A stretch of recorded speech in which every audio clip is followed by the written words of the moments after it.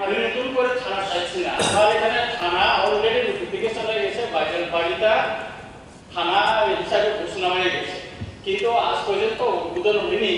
আমি মাননীয় মুখ্যমন্ত্রীর সঙ্গে দেখা করে ওনাকে জানাচ্ছি আমাকে তাদের উদ্বোধন করে দেন, কেননা পদ্মবীর যে ব্লকটা ওটা একটা আমার যে কনস্টিটিউয়েন্সিটা একটা পার্ট হলো কল্যাণপুর আর একটা পার্ট হলো কোয়া।